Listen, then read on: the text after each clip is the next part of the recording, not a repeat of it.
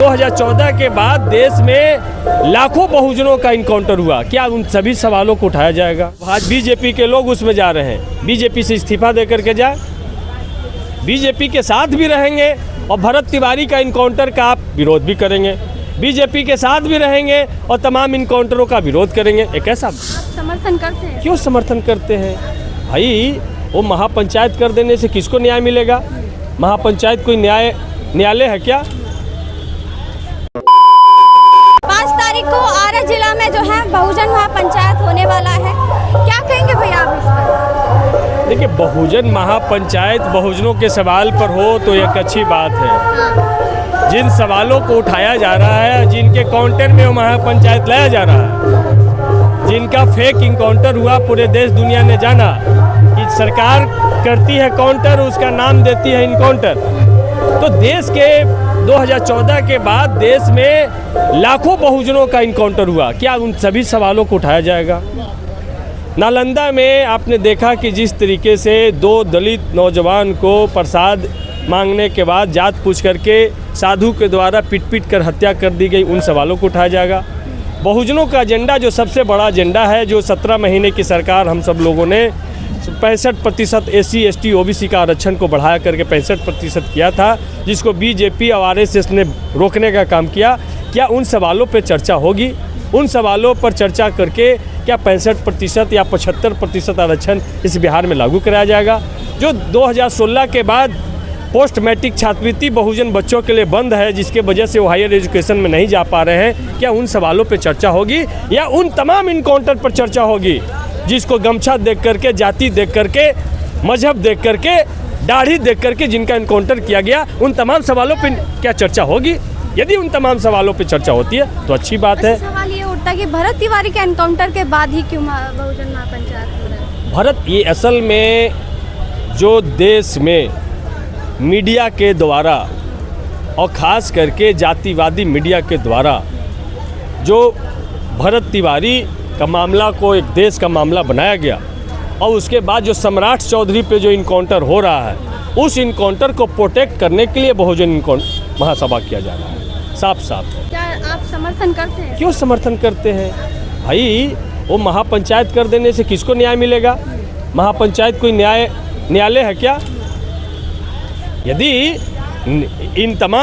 यदि जो बीजेपी के लोग उसमें जा रहे हैं, बीजेपी से इस्तीफा दे करके जाए, बीजेपी के साथ भी रहेंगे और भरत तिवारी का इनकाउंटर का आप विरोध भी करेंगे, बीजेपी के साथ भी रहेंगे और तमाम इनकाउंटरों का विरोध करेंगे। एक ऐसा मामला क्या लगता है ये गलत है? ये जो और उसमें नागमणि जी जा रहे हैं, वो तो हंसी अपने पिताजी को शहीद का दर्जा नहीं दिला पाए, बाबू जगदेव प्रसाद जी को, और दूसरे को शहीद का दर्जा दिलवा जा रहे हैं। राजनीति में उनकी कोई पूछ नहीं रह गई है।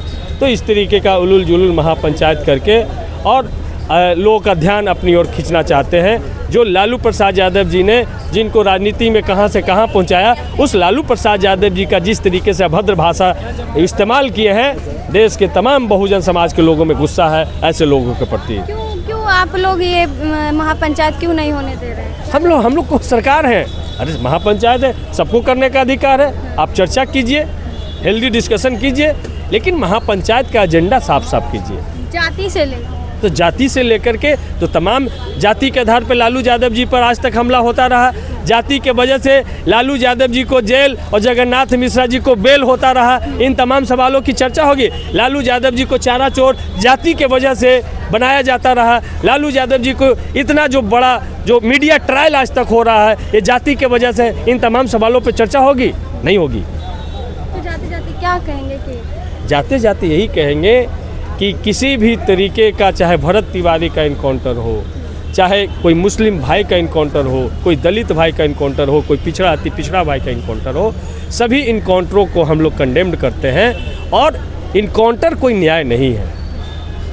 उसे पकड़िए, उसे कोर्ट में ले जाइए और कोर्ट तय करेगी कि उसके अपराध के अनुसार कि उसकी सज़ा क्या होगी। यदि पुलिस ही न्याय देने लगे तो फिर न्याय व्यवस्था को ख़त्म कर देना चाहिए।